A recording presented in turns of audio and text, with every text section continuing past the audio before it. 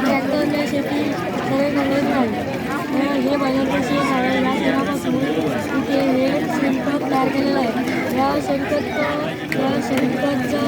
उपयोग मोठ्या झाडांना किंवा फळ झाडांना होतो.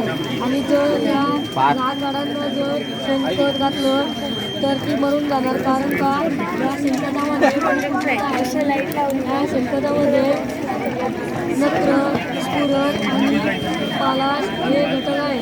या शेणखतापासून हे गांडूळखत तयार केलेलं आहे.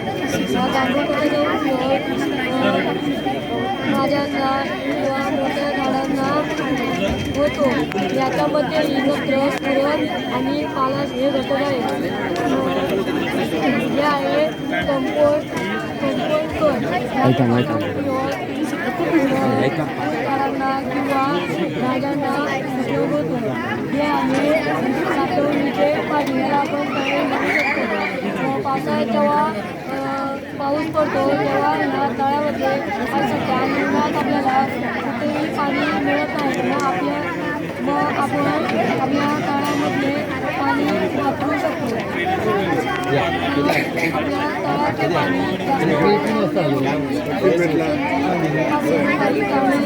या पाईपमुळे पाणी जास्त वाया जाणार नाही.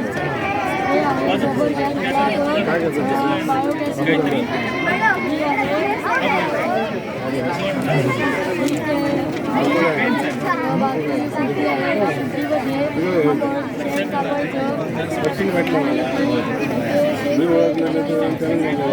इथे गॅस तयार होते.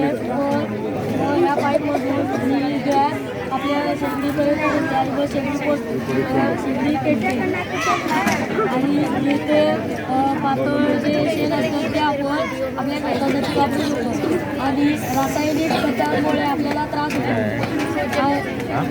आणि ती खूप महागही असतात.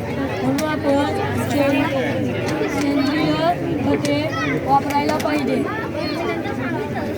आणि त्या सेंद्रिय खतांचा आपल्याला कोणताही त्रास होत नाही. आणि ती सेंद्रिय खते आपल्या आरोग्यासाठी चांगली असतात. ती सेंद्रिय खते आपण आपल्या भाजीपाल्याला किंवा झाडांना घालायचं. धन्यवाद.